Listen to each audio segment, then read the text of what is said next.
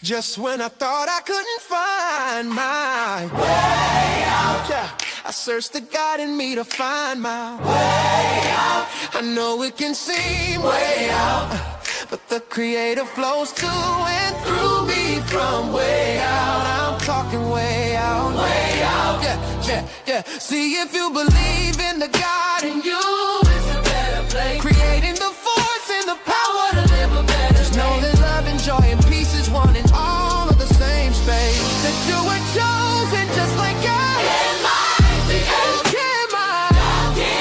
Your energy. That's right. Only you can make the change. Shine your energy. Shine so bright from darkness to light. Hey, hey, hey. From darkness to light. Yeah. And you'll find your way out. Yeah, yeah. Oh, it won't seem way out. Yeah, yeah, yeah. The power of God will flow through you from way out.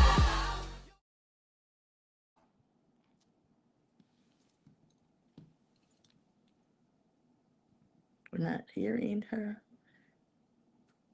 I'm on mute. I'm on mute. Okay. Welcome to the show, Alchemizing Energy. I'm your host, DJ Genesis. I'm back at it once again. Today, I'm so excited to bring special guest, Baba O. Baba O. Oba. Oba. Okikifa Falade.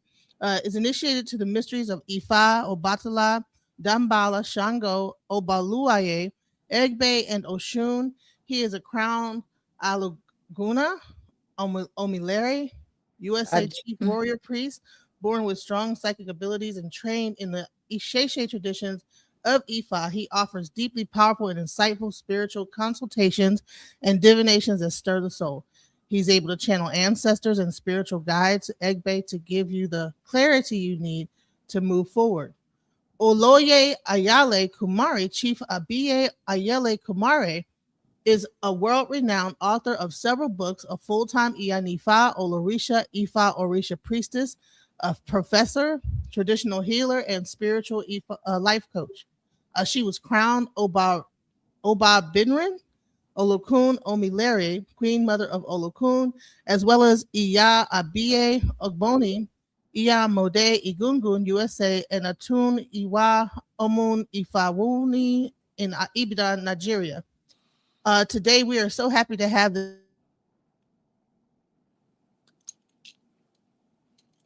You're back to mute. I don't know how I got on mute. What part didn't they hear? With the end? Yeah, just the end. Okay, so I'm so proud to have this beautiful couple here, and they are going to be discussing Ifa and marriage. Now, in that introduction, I did not give the full title of Oba, so I wanted to at least give his full title because I was reading it from your website, so I wanted to give the correct title. I don't even think the website's been updated. It hasn't. So his title is Aare-Oba Ogboni of the United States. Okay.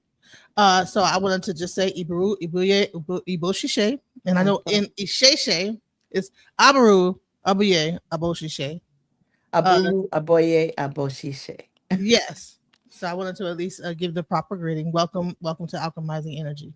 Thank you. Welcome. He's also the Oba Egbe of the United States, Omilere.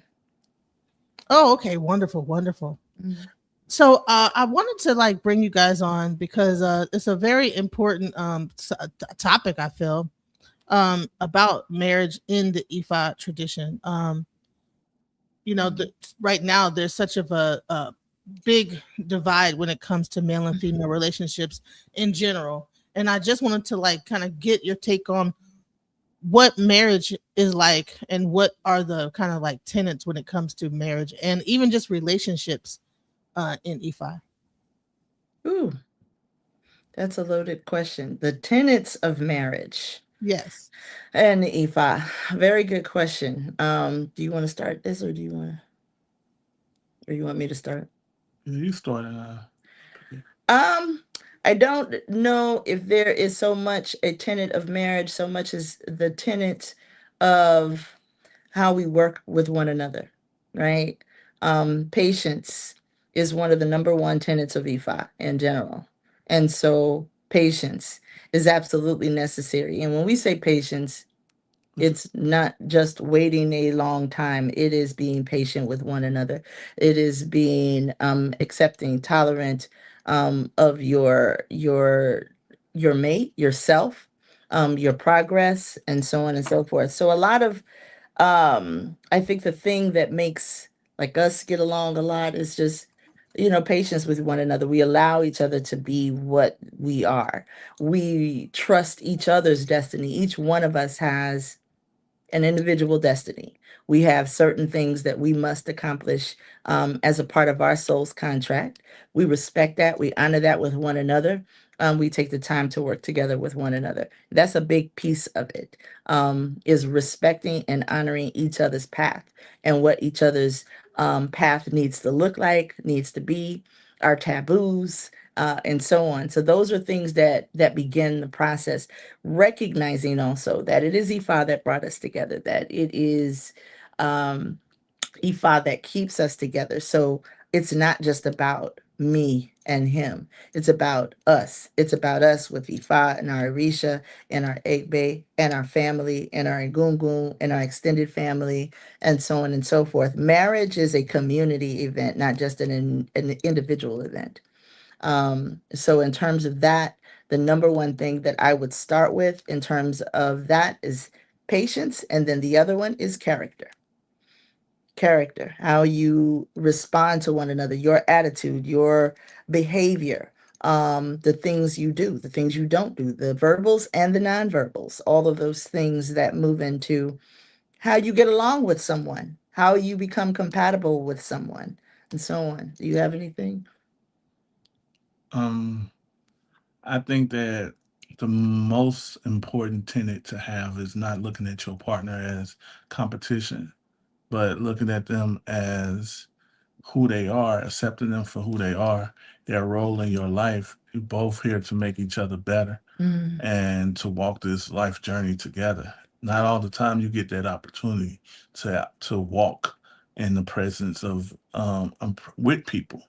Some are meant to be together and some are not. But when you have an opportunity to walk side by side with your partner, you have to understand that that's your Yawo, that's your partner, and you should honor that partner. There are many exemplars in the E5 in Orisha corpuses that speaks on what happens when you're not walking in alignment with your partner.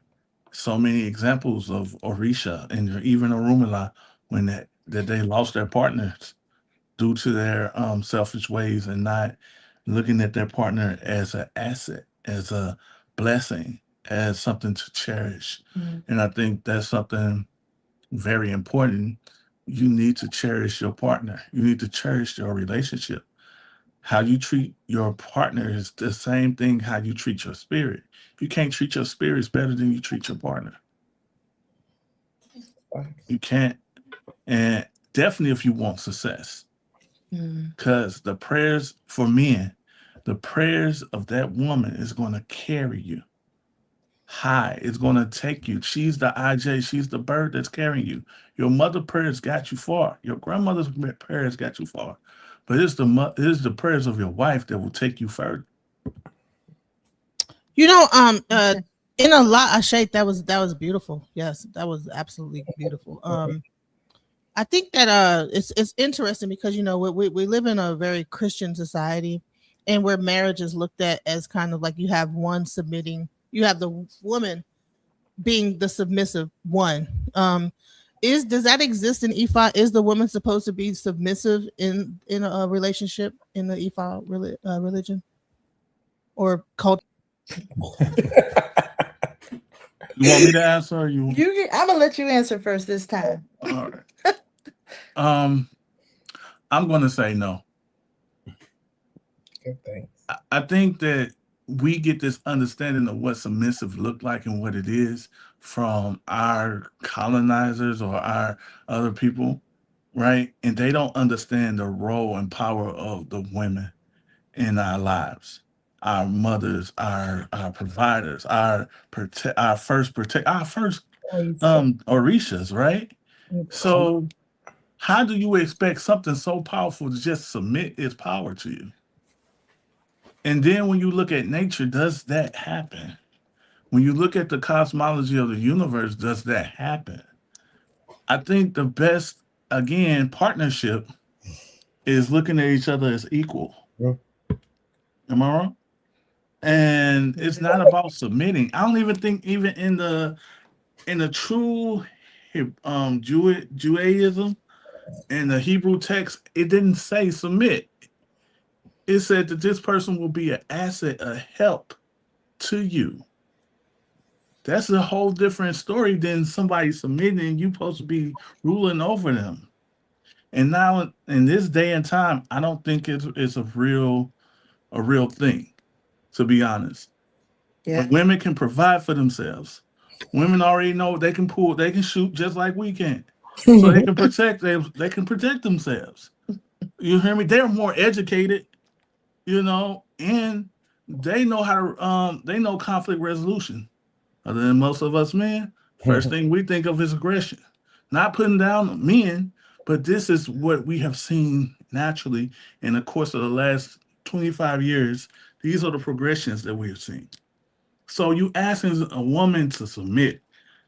Mm, Submit to what? so what is the plan? I mean, what is the plan for you to submit? Like I'd rather be a partner. I'd rather be a partner. I'd rather have this woman as my partner than submit because I don't need to rule over her. She's an individual. She can think for herself. And I need that feedback that if you can't take Constructive criticism. Right. or Feedback. feedback from your partner, who then can you take it back from? If you got to deal with the real world solutions, I need somebody that can, hey, look, baby, this ain't right. You need to look at it this way. I need somebody that can close, like, what's his name said? I need somebody that can help me close a account, close on the house, not big booty and a smile. You know what I mean? I need a partner, and I think that's one of the valuable assets that you can have. Yeah, the idea of submissiveness, I think it's misconstrued through cultural ideology and so on and so forth. There are often different roles that different partners will play, right? For us, because that's what we can speak of. Each person does what they're good at, but also what IFA says, this is what you're supposed to do, right? This is where you are. So he's good at certain things. That's what he does. I am good at certain things. That's what I do. In terms of if you're talking about roles and so on, but many things we do together. A household has many responsibilities and so on and so forth. So, we do what we need to. Either one, we have the conversation. Hey, this is gonna some things I don't think we had a conversation. we just automatically filtered into our roles. IFA also gives us advice on how to deal with your partner. What's going to help you to be successful. Hey, don't do this, right? Don't get up in her business too much. Don't be too curious.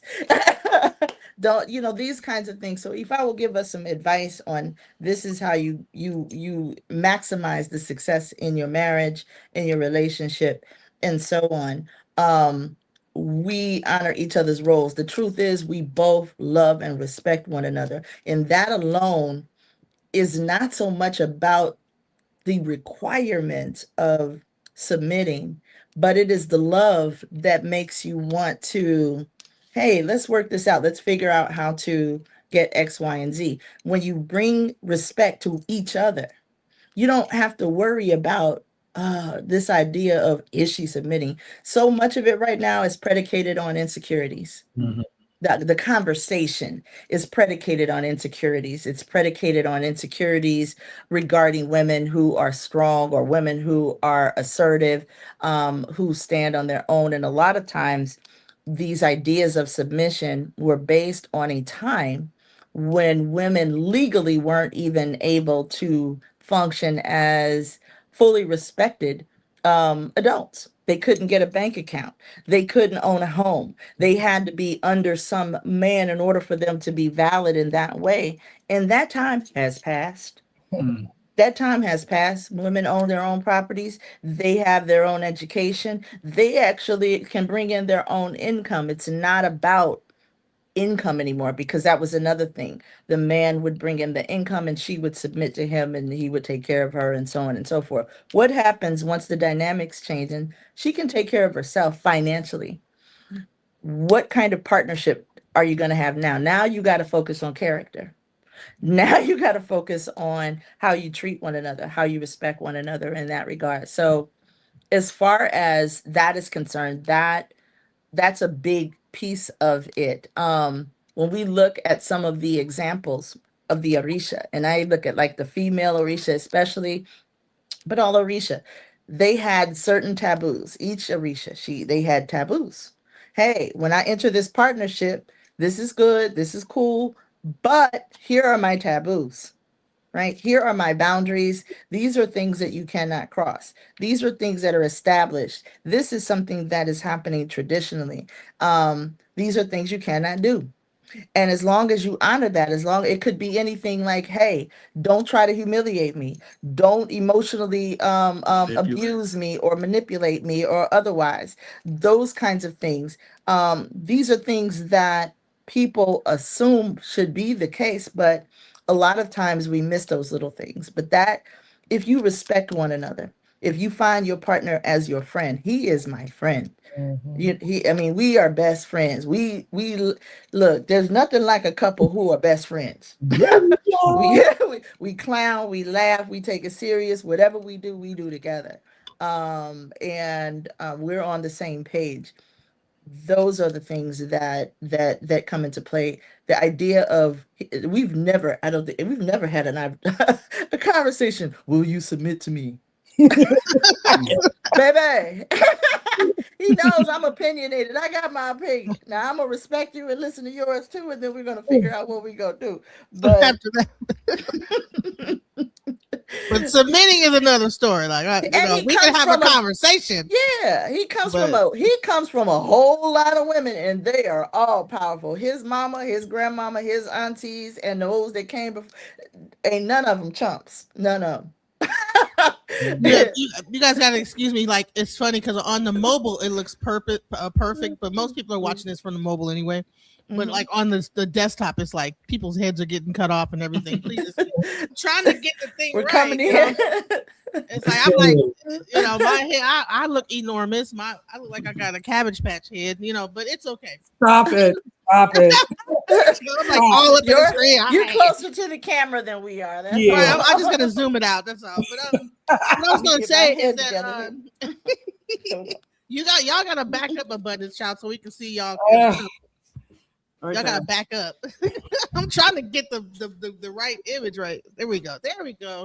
All right, but now your head is cut off. There we go. All right, now we can see. Now it's okay. Finally, I've been trying to figure this out this whole time. Okay, so Abundance Child. I wanted to add on that, like, a lot of us come from the man is the head of the household background. So even when we got married, my mom was like, just let him be the man. And we're like, what are you talking about? She's like, the man is the head of the house. And so a lot of us come from that background. But in IFA, we have the concept of Ori.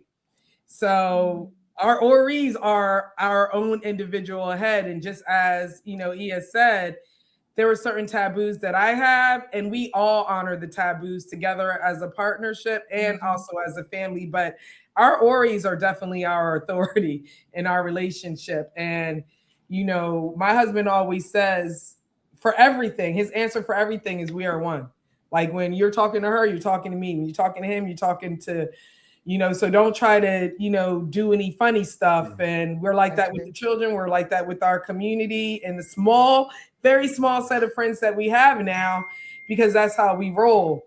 And when we first came into the relationship, however, some of the elders, and I come from a very strong matriarchy, but they still have been holding on to the, the man. And still my mom slips up every once in a while and he'd be like, Partnership. it's a partnership. Like we're not rolling like that old school type of way. Like, how did that work out for y'all? Because a lot of y'all ended up in divorce.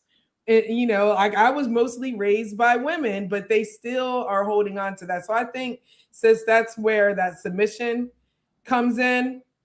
That I think people are thinking about, because we're still holding on to those old narratives of the man is the head of the house. The man is the representative of Christ. He's the Christ of the family. Well, the Christ in our family is our Ori. Now, I wanted to see, are there any patakeys or Odu that define how a marriage should run in the Ifa religion? Like that you could probably point out. Well, you want to start? Where a lot went wrong in Patani, One of the things that we do, and we use, Itan in Idibami, you said? Idibami says, well, I'll let you share first. No, I'm gonna speak from our personal relationship. I like to speak from experience. IFA is experiential. It's things that you will experience in IFA. I can quote a lot of IFA, but I'm gonna speak on my IFA. Idimbe. Idimbe speaks on, it was this one elder woman, and and it was another guy. We'll just call him named Earl or whatever. He was a young man. He say, he's looking for a wife, right? And it was this older woman. She was looking for a husband. If I told him to not be picky about your wife, that you should throw all the she got to be young, vibrant, and all this, big hips, big booty, and all this stuff, all these little superficial things. If I say ignore that there's the elder woman can have many children, right? And that when you meet her, you should know that she's going to be a blessing to you. She's going to be IJ to you. So Earl, listen, right? Earl, listen. And when he met this woman, it all of the Ifa said, became true. That not only did my wife bring, and when we say children, we don't mean just physical kids. We talking about great opportunities, new opportunities, and much more, right? So Ifa spoke true.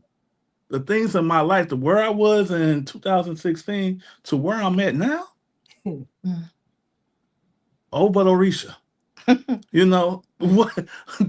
And my living Orisha, my living IJ. If I spoke to, though she was older than me, and I could have easily been looking for Miss Thick with it, Instead, I found a goddess wrapped in a body, incarnated, that brought blessings. That helped me to align myself with my own destiny. That's Ifa incarnated. The thing about Ifa is that it just don't speak to the past, but it speaks to the future. It's a living thing. Yes. Therefore, every life that we have, every moment is a part of your own Odu. Yeah. So I think that's important to recognize. Many people are used to what I call Bible thumping, right? So now we're in the West and we've taken on Ifa. Now we like to Ifa thump, right? Which Odu thump, right? And so we use a general Odu to say this is how it's supposed to be. Ifa works according to your Ori and your Odu.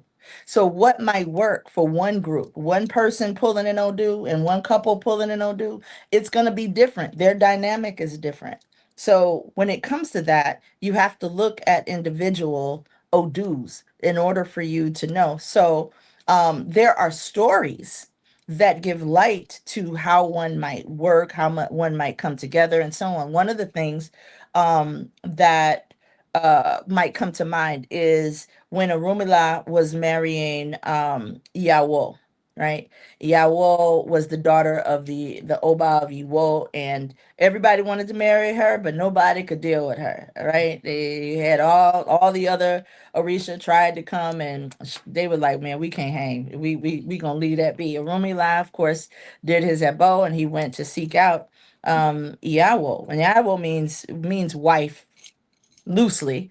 It means something else a little bit deeper. I'll share in a second. But that when he met her, he came to stay for a week, to get to know her and so on. She was rude. She was inconsiderate. She was disrespectful. She's talked to him any kind of way. She let him sleep on whatever. She was not hospitable. None of that. Right. And he was like, wait, what? But if I said, this is where I'm supposed to be, what's going on? Orunmila remained patient. He remained tolerant. He didn't say anything. He didn't blow up. He didn't go off. He didn't do any of those things. Instead, he was calm. At the end of that week, the Oba gave her hand in marriage, and then she became very sweet, very kind, very loving, because her job was to test him. Her job was to test his patience. Her job was to see what kind of character this person has. We can all fake the funk, right? When we're in front, we can all present a certain way. But what do you like when you're angry? What do you like when you're uncomfortable? What do you like when things don't go your way? When you're challenged and so on. What is your character like then? Because that determines the character of a husband you want. You want somebody who's going to be patient with you. You're not somebody who's just going to judge. The other ones, they judged, they became impatient, they left, they gave up, they weren't worthy. They weren't worthy. The one that is patient, the one that understands, the one that was willing to do the inner work, right? To be the husband. And even if the story were changed, to be the wife, right? To do the inner work. That is what produces the blessings and so on for us. And that is one of the stories, one of the Itan that speak to that. At the end, Iyawo, which means wife, really speaks about the person who came after suffering, right? Which is the testing, the challenges, and so on. And so Iyawo today, that word literally translates to wife, but it speaks to the story or one of the words that speaks to wife. Aya is the wife, but it speaks to the things that one must go through, the things that one must endure, or the character that one must have in order to be suitable for marriage. Wow, that was beautiful. That explanation that was absolutely beautiful. I want to get an idea of how do you resolve differences in the marriage? Like when you have through IFA, do you have to pray? What do y'all do? Like if you ain't feeling it one day and he's getting on your nerves, like what do y'all do? Like, I mean, you just like take y'all take a break, or what exactly? What's the like what difference do you guys do? Do y'all let's go give an offering to Oshun, or like what happens in that? I'll let them go first. Okay. I was laughing because I'm like, we don't have any differences. It is we don't either. I'm like, I don't know, because we do a lot of our work together, like whether it's cooking together and we're praying while we're cooking, we're praying when we sit down, when we go to the shrines. I never can go to anything without him being there. I could be like, yo, like I'm just doing my ori. But we do everything together. So we hear, and we're praying out loud. So we always hear our prayers. And we talk a lot. Like one of the things that we did was set boundary, or I set the boundary when we first got together. I think he got up and he got on his phone and was taking a call. He's a businessman. And I was just like, I would prefer in our relationship that after we talk to Oludumare and Ori, that we speak to each other first. Let's us make this habit, and let's do the same thing when we go to bed.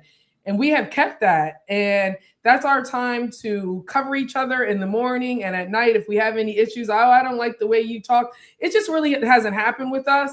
But I think because we set the boundaries early on with communication. Also, I didn't meet you at 48, but we married when I was 48. So at 48, you've had a lot of experience. Right. This wasn't my first go around. I'm not a spring chicken. I already know I'm opinionated. I'm loud. I'm right. This is my daughters. This is why I've been raising them. I'm the one who's been in IFA. So I was coming off strong, but I let him know that, like, this is how I am. That doesn't mean that I don't think that I can't be better, but this is where I'm at right now. And he had already done the inner work, and he truly loved me for who I was with all of the baggage. And I think that just covered it. Like, we really covered that before we said I do. Like, we really did. Like I said, listen, I'm the type of woman that wants to know everything. I don't want you to be thinking like, if you're gonna be, first of all, are you monogamous? You polygamous? We had that conversation. Do you have girlfriends, women friends? You're a singer, for God's sake. Women, he'd be throwing himself out, in performances. And I said, I just want you to know, I'd rather know before finding out from somebody else. So please discuss everything with me. I would prefer full transparency. I'm not going to be one of those, women that's just like, okay, he's the head of the household. It's whatever he wants. Everything's going to be fine. No, I need to know, who are you talking to in your DM? Why is she doing this? He didn't have a problem with it. And I don't have a problem with vice versa. So we got all of that out of the way, and all of that childish stuff really was left behind in previous relationships. We talked very much about what he didn't like in his previous relationships and what I didn't like. And it was like, I'm looking for a husband that's such and such. And we even read to each other, like, the books that we had written on what we wanted in a mate. And it was so weird that word for word, like, he was exactly what I wanted in my book that I wrote 10, 20 years ago. And I was exactly word for word what he wanted. It was almost like it's too good to be true. So we got all of that out the way. Even was talking to my mom and like, she's loud. She's opinionated. She can pop off. You could be an ignorant MF at any minute. But for some reason, when you have somebody that fully wants you to express yourself, and is actually moved by you expressing yourself, you don't have a need to curse or do any of those things. Like, I was so defensive in previous relationships. So we actually don't fight. We don't argue. We really don't have any issues. And it's been 3 years now. What's the sense of being in a committed partnership if my way of thinking is the only way that we operate? I never wanted that. I also come from a big family and strong women of strong women, very opinionated women. So you get used to that. That's something 16. You want to be around, people expressing themselves. 11 sisters, same mother, same father, 16 children. Actually, the same. We don't really argue that. We have discussions, we have conversations. One of the things I will say that I learned, because we always learn, one of the things that I learned from him, when he has an issue, first you learn your partner, I learned his moods, I learned, his language, and so on and so forth. I am a communicator. He's a feeler, right? I'm an Aquarius, he's Cancer. So I have to say, baby, use your words. What's going on? What's really happening? And so, he got comfortable talking, but one of the things that he would say when he had an issue, if he had an issue, he would start off with, I love you. You are special to me. It was like he would put this whole shea butter or, to smooth it all out. He started that because that was whatever he thought I might be upset. He wanted to smooth it out beforehand. He wanted to ease that. We have to start even when we have a disagreement with, I love you. We're not at odds with one another, right? There's a situation we need to address. I love you. The other thing is not necessarily making accusatory, right? Yeah. Accusatory things like you did, putting it in a situation. This is a situation. What's going on with that? You talk to each other with respect. We never raise our voices to one another ever. There's no reason to. If I can't communicate, we have it, babe. We call each other, babe. Listen, this situation was happening, da da da da da, you know, or whatever. And what do you think about that? What was going on here? And so on. So communication was really, really important, and being able to communicate with one another. And when I say being able to, it's not just being able to talk to that person, it's being receptive to what your partner is also saying, right? And not becoming defensive, and not take jumping to conclusions, and not projecting, you know, your own fears or insecurities or inferences in what you think they trying to say or otherwise. All of that though also comes from some inner work. And the one thing that we were talking about earlier is like, we both did our own inner work before we even met. We started working on ourselves. One of his prayers is funny. She said that you each had certain things that you saw in each other. He wrote a whole inner script of the kind of woman he wanted. I didn't even know, right? He wrote this whole inner script, including in the script, it was one of the main female character was reading my book, a book that I had published, right? He had her in gold hoop earrings. I wear these classically and so on. And her name was Yeye. So, you know, that's another name, right? I painted him 2 years before I met him. I painted me happy with this man. He was brown. He was bald headed with a goatee. He had a green dashiki on. And he had blue pants on. And I kid you not, when we met, that's exactly what he had on. I love it. It's exactly what we had on. And when he gave me like his Facebook or whatever, he had this whole script about this woman. And I was like, what is this? And who is this? Are you already involved with somebody? And so on. And he was like, no, that was me manifesting my wife. Yes. That's the woman I wanted to manifest. He didn't even know I was the author of the book that he had Wow. written into the script, right? It was one of those things. Those are the things that you synchronize, you know, and it created that synchronicity. But when it came to I don't know anything else. I would say this, as someone who owns a shrine, anyone, and not just a babalawo or and anything like this, the things you pray for, definitely in the partnership. When you go and you make your offerings and you make your I pray for my relationship. Yes. I pray. I want my relationship to continue to be sweet as honey. Mm. I want all our businesses to be prosperous for Yeah. anybody that comes to us to not only just find the answers but find the cure. You know what I mean? And that's my daily, my all the time prayer, that don't let a wedge come between me and my wife. Don't let nothing separate me and my wife. And this is my constant prayer, my constant work that I'm giving when I'm with Oshun.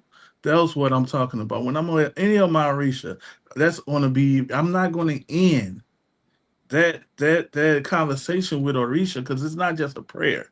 This is a conversation. I'm pulling the Ire towards me. And part of my Ire is the success between me and my wife. Yes. You know, so that's what I'm pulling. That's what you should be pulling when you at your shrines or your altar, praying for your relationship, making sure, hey, again, I need to fortify and protect my wife spiritually all the way around. That's And that's what you do as a partner. And as people who are in a couple, you pray for each other. You make uplift one sure another, you pray empower for one their another. Ori. You uplift their Ori. They will uplift your Ori. And that's like, Ifa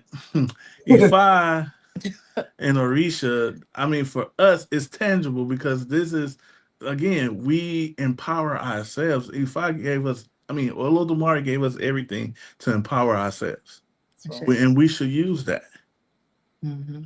I think Yes. that's absolutely beautiful, and hopefully I pray that one day that I will have a love as beautiful as what you guys have. You know, it's Ashe. Ashe. May it be so. May it be so. May it be. And I wanted to ask the question: polygyny. You know, people say that it is within a man's nature to have multiple women. Where does polygyny fall within within IFA and also within your relationship? Well, who talking about? We ain't got it. It ain't got to be I that got look. Listen, I'm like, we got it. listen. I have too many women to take care of already. Exactly. I have my wife, my family ones I take care of. I got people in compounds that I'm taking care of. I got women in Yami social. What? Who has time for an extra wife? We thank you, Baba Okiki. I mean, no. I don't. If I says, I know some you told about the like, hey, only one wife. You Yep. know, too many wives can be a headache. Magic too. Yeah, too many wives can be a headache. You don't want the argument and fighting at home. But I look at wife in a different understanding, right? Because when you say that I'm a husband and you say is the one who's providing, who's protecting, to doing all these other things, who's being there Mhm. nurturing, supporting. That's a husband. Mhm. But this is my wife. Even though I take care of many, this is my wife. Mhm. I don't. For me, I don't want another wife. I So don't. I don't want it. I don't, and those who if you got the finances and you got the energy and you got the mind that can split detach from each one, and that's a lot. That's too much work. I don't like that type of work. That's too much. I would say with regard to polygamy, now each person and each individual, their Oris and their Odus, they may have that. I was in a polygamous situation when I was younger. I know the good, the bad, the ugly, and so on. Didn't work out clearly. But but one of the things that I found is that there's so many things in that question. One, I found out that I actually have a taboo against any multi-partner relationship, right? I was born with Odu or as Odu. There are certain markers that come when a person is born as Odu. They don't talk about that.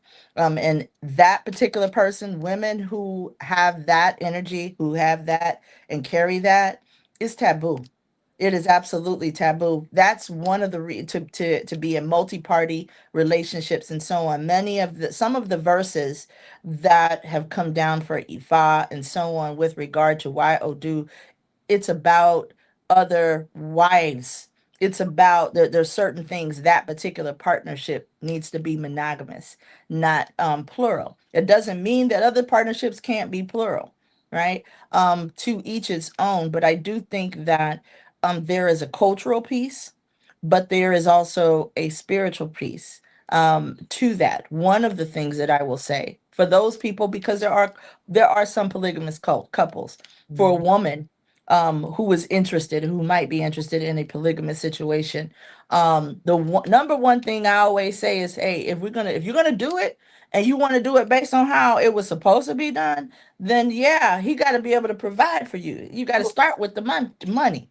That means you got to have your own home because you also got to translate what that looks like in the 21st century. Yeah. He got to be able to provide a home and take care of and the finances to educate the children. We need insurance policies because in this America, only one wife counts. So that means that he needs insurance policies for everything else. So if something happens to him, it's gonna, that every wife or every family from every wife is going to at least get something from that. There's a lot more implications than just the sex.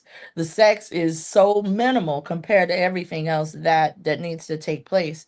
But I don't feel that every woman is obligated to participate in such. Again, that goes back to each person having their own taboos. I've heard of women who are put in positions where they're trying to be forced to take on another wife and so on and so forth. No, no, no, no, no. Because if that's going to happen, it has to happen through the woman. Right, because that's her household. If it's going to happen, she has to be the one to establish it, establish the relationship with the woman, and so on and so forth first. Bless his heart, he might get the benefits of it later or whatever, but she has to be the one to establish what's going to happen in this family, because if without her blessing, nothing will work. It will not work at all. But again, that piece, I believe there's a difference between the cultural expectation and the spiritual reality of a person. right? Just be culturally, polygamy may be a thing. That doesn't necessarily mean it's aligned with your ori. Benny. That doesn't mean it's aligned with your ori. That doesn't mean that it is suitable for every individual in the religion. There are no general full religion taboos in that regard. It's based on your Odu. So in that way, for those that are polygamous, bless your heart. But there are also rules and regulations and in terms of how to make a functioning polygamous household work. But under no circumstances um, do you need to feel obligated. I also think to the point that you teach, a lot of the things that you teach and that you talk about is that a lot of people who are bringing up polygamy nowadays, they're looking at it through a colonial lens. They're not actually looking at it from the original cosmology or the historicity of the people that they're actually studying or that they're actually trying to be. Because honestly, a lot of us are trying to not necessarily just be in the religious sense of the tradition. A lot of us think that we need to become Ghana, or we need to become Yoruba, or we need to become those things, but we're still looking at it through a colonial lens. And I also do agree, if you're in this tradition, let the Orisha, let Ifa, let your Ori guide you. I know for a fact in my Odu, when I had my first Odun, the person that I was seeing at the time, it became an issue. So I asked about it, and Ifa said, oh no, you are not to be in a polygamous relationship. And if you were or are already in a relationship, you can never be the second. So those rules were already laid down for me. And I was like, oh, hallelujah. So again, communication. Like you really do need to find out if your person is a relationship person, if your person is a polygamous person. My person happens to be a monogamous relationship person. That doesn't mean he was always like that, but I got him once he had did the work. It was like, look, abundance is enough. Lord knows if you got a powerful woman, she's enough. So we can be a lot to many. Yeah, Right. Exactly. But it doesn't mean, like I said, it doesn't mean that they can't. It just means that you need to look at all the implications. I think when we talk about cultural, we often don't include also that a lot of other cultures, Islam is often placed greatly into Yoruba culture these days, yeah. right? That was not the case 500 years ago, right? And so that's what I mean by you have to walk that fine balance between when we say culture now, whose culture is it? Yeah. And what are the understandings behind it? In Nigeria, it's legal, right? In America, it is not. But we have to be mindful when we're saying that, as Abundance mentioned, that so many people, oh, we want to be Yoruba, we want to be Yoruba. Sorry, I'm sorry, dog. I'm gonna let it. Look, Ogun is speaking now. I'm Yeah. just joking. Hello. Ogun said, forget about all that. I want multiple wives. But I think that I agree that I'm sorry. That was hilarious. That's Right. T'Challa. I agree. I think that I wanted to bring that topic up because so many times when people think about Ifa and the Orishas, and people almost think that they have to if they have a specific Orisha, they have to pretty much mimic their lifestyle to a certain extent. So if they're Shango, they think you know what I'm saying, they gotta be this. You gotta be this Shango that's having a whole bunch of different women, and you know what I'm saying. Idea of those, Oba, Oshun, and in a way. the idea of it's the archetypes that we give them. That's Please go ahead. Shango. He's Eligun Shango.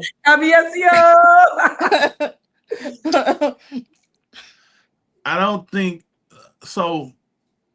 I remember when I first was told that I needed to get initiated to Shango, and my attitude towards it was I was against it when I was fighting it because it was like, oh, Shango's this womanizer and things like that. Then I had a dream, because this is what happened. I had a dream, and Baba showed up. And he was like, I will show you who I am. Mm. I'm gonna show you who I am. Don't. And it was real stern. It was like, when your daddy come and check you, like he showed up like, I'm gonna show you who I am. Right? Don't go by other people's stories, but I'll show you who I am. So what I've learned though is that you can look at somebody in that lifetime, and in that time, he was a king, and kings have multiple wives. They have to have multiple progenitors to select the proper heirs and other things like that. Plus, you expanded nations and things like that. We're in two different times. Oh, yeah. We in two different times. Mhm. It's the epitome of a man to be able to hold a household together, Hmm. to take care of his seed, to take care of the woman that he's taking care of. So, as an embodiment of Shango, you're not a womanizer. Mhm. You're not abusing women. You look at the embodiment of Oshun and what she brought to Shango. You look at the embodiment of Oya and what she brings to Shango and what she installed into him. All these women that you think that Shango was just married to or partnered with was they brought something to him. They made him better. They made him stronger. They helped cultivate his own Ashe, right?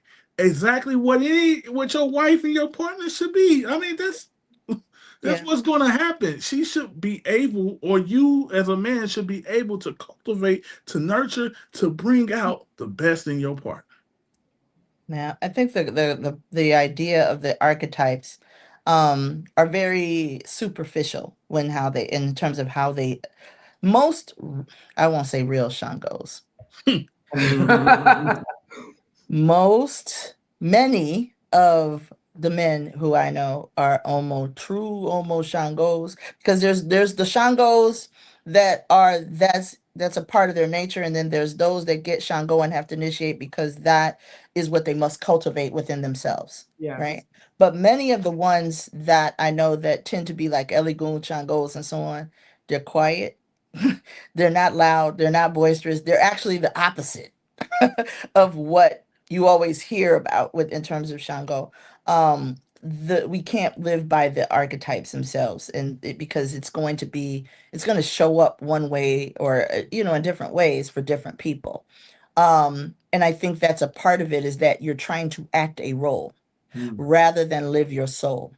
You're trying to put on a show for what you think that Orisha is supposed to be, based on your limited understanding of that. And that is not living authentically to begin with, right? You can't be Shango and be inauthentic, Mm. right? You can't be any really Orisha. You can't be in alignment with your Ori and not be authentic, as long as you're trying to put on a show for someone else. Those are things that same with Oshun. There's certain women, they try too hard to be what they think Oshun is. Baby, just be you. If you learn to love and accept yourself just as you are, you'll get it. She's there. Right. She'll We have show up. Yeah, You'll we've see it we've with got to the, grow past that. We've got to develop spiritual maturity when it comes to understanding Orisha beyond these simplified archetypes or these simplified ideas we want to pigeonhole them into.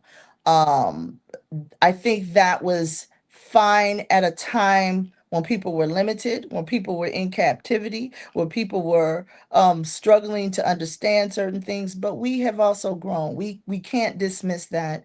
We have grown to understand things differently and beyond that, and so on. Yeah, that idea. I think it's time to put it to bed. The It's time to put it to bed in that way. What we have is a need for self-control, right? Facts. What we have to deal with is one's own self-control, whether it's self-control of your penis or your vagina or otherwise. If you're really talking about self-control, or when you're talking about Shango, for me, when it comes to archetypes, is taking dominion over your life, and that means accountability. That means learning how to manage yourself first. You can't be king over anybody else if you can't control your own individual world. That how do you do that? Yeah. Self-control is a character issue. And if you don't have self-control and you don't have discipline, and if you're easily moved and easily swayed by something so superficial, then how much power and personal power can you actually have? Because anybody can manipulate you with the simple things. Hmm. If you can be manipulated with a booty, I don't even want you in charge of the household, for real. Because you'll wreck everything over something Right. simple. Yeah. Serious. That's a maturity issue. That's a fact. You know, that's wow. That was a word. Yeah, if you were willing to risk it all, you willing to You're risk gonna risk everything for a, Big booty and smile. right for like 5 minutes, or and then justify it by I'm saying gonna- that's just in my nature. You're not an animal. Right. You are not an animal. You're supposed to be working on becoming an Orisha, and that means transcending your animal nature and moving into your God nature, not settling in your animal nature where you're just functioning on instincts and testicles. Mm. Wow. That's the difference. That's what we here. Not an animal. We here to become Orisha. You're here to become an We Orisha, are here to become eventually to rise, to the evolve. character to You're supposed to evolve. transcend all this stuff. Like, Right. yo, what we here for? If we not here to grow, what are we here for? Yeah. You know, and lately, I'm not sure if you guys have been watching the news, but there's been a very huge STD outbreak in Atlanta, Houston. A lot of like the southern states seem to be like just I don't know. And so I mean, I mean, and I know you guys have children. That's not my problem. I'm sorry. Right, but you guys have, but no, you have kids. You have younger kids. And like, what do you tell your kids like about like you guys have kids that are probably like in that age range, Yeah. or getting into that age range as a married couple, as people that have as parents. Like, what do you tell your kids? And are you concerned about? I mean, you're married, so but I mean, are you even concerned about it? Like, it doesn't even. At this point, what I raised my kids, I'm very open. Right. I have always been I've been very open and very blunt, and my kids are embarrassed when I talk to them because I keep it very, very real. I really, really do. From 10 years old on, I told my girls, I was like, baby, boys between the ages of 13 and 30, they got one thing on their mind, and that's to attain the almighty pussy. It has to be. And it's not their fault. It's the testosterone. It's their biological things. That's what they're doing. And so your job is to make sure that you understand that so that you don't fall prey to the things that will get you there. You have to be wise. I teach my children to be wise, to critically think, to think about consequences. You can do anything, but you have choice and you have consequences. And whatever your choices are, you will still have, whether those are blessings or there are challenges, the consequences will also be yours. So I teach them early how to think and make choices and decisions. And I trust that part. Those, yep, that's right. That's absolutely right. He knows.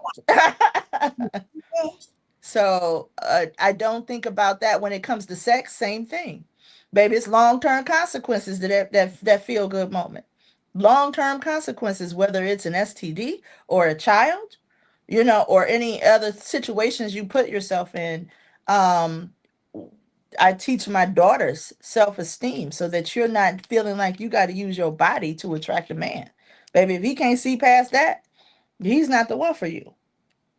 But I also think there is an epidemic. I don't think that's not something that's just within the IFA community, the sex or anything like that. I think that we live in a very superficial society and a very pleasure-driven society. And that pleasure-driven society often camouflages deep depressions, insecurities, and other things. And we look for temporary, superficial things like sex and other, manners it's another form of self-medication. Sex is another or entertainment sex and that kind of thing. It's another form of self-medication to overcome depression, insecurity, and so on. Those little things temporarily. So we have to deal with not just that's the symptom. We got to deal with the underlying roots behind it. Also, this is a lifestyle. So my children are also initiated and participating and practicing the same way that I am. So they have all the tools. And the first tool is their ori. You know, Mhm. I make sure, because I have an Odu that says that I really need to make sure that I'm appeasing my ori. So that's something that we do in this household. Like, I don't care. Did you have enough shea butter? We make sure you have all the things. Like, do you have a foon? If we we're all women, we're mostly women in here, so we understand the cycles. So it's like we already know what she's going through. Let's make sure she gets the tea and stuff like that. Very, very transparent about the relationships that I've had. I've had many, the sexual experiences I've had many. And I always tell my daughters to look at what they don't like in my life and the hard road that I took in my life. And these are the things that you should not do and repeat. And I think that's why that y'all came through me, because y'all don't have to go through this. So for the most part, they've been obedient. Of course, they have their own destiny and they travel their own way, but they really do know in this tradition to use the tool of appeasing their ori, having conversations with their ori. They all have their own IFA. They all have their own shrines. They have Egbe. So they can have conversations with spirits and beings that are not seen, but are that are very real if there's something that they can't get from me. So that's why I'm saying it's a lifestyle and we have tools. So if there's anything that they really have an issue with, IFA teaches us not to lean on our own understanding. So you have the elder in me. My mom is still alive. If they know that they're going to Atlanta, like for example, Egbe Obatala is coming up. We're gonna be participating in that because that's part of our Egbe. And if they just need to know, like, if you're going to be smoking, if you're going to be doing certain things, just know that there's a crisis going on right now. Make sure you're reading on just yes or no, go into the bathroom and throw the shells. Like, these are things that we do. Like, people know I'll be under budget and in the grocery store throwing shells, trying to figure out how can I make this catering order. So all I'm saying is it's a lifestyle, and I teach my children and the people around me to just don't let the shrines get dusty, especially your own shrine. That is you. You like really appease your ori, have a conversation with your ori, write down your dreams. And if you're really interested in a man, and if you remember me in Atlanta, I was just a freaknik hoe. Like, I was just experiencing all types of things because I didn't know that was the result of me being molested, by my stepfather. So I was just down there looking for love and ended up conceiving a child and didn't know who the father was. So I'm really open with my children about, you don't have to do that. Like, just finding out, what their issues are so they don't have to be in Atlanta and then have to come home with herpes or AIDS or anything like that. And this is just the way the world is going right now. Sweden just said sex is a sport. So we have to contend with the times. And if you're in this tradition, then most likely it's a lifestyle. So use the tools of this tradition. I'm glad that you touched on that, because you said some very important things. You said, hey, I was promiscuous at one point.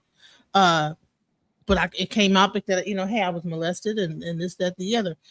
So much on these online groups, you hear so much. First of all, they say that at a certain age, you hit some kind of wall. You had Kevin Samuels.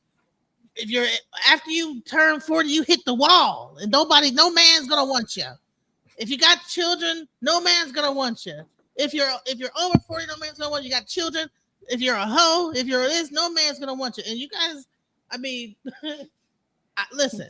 That's not for us, all. That's not for us, all. Again, it's a maturity thing. It's a maturity thing. Right. IFA teaches the tradition and African spirituality all over. It teaches you want to have a relationship. And this is part of the natural tenets of blessings for you, is to have a partnership, is to have a relationship. And if, that stuff is for immature people who's not trying to grow.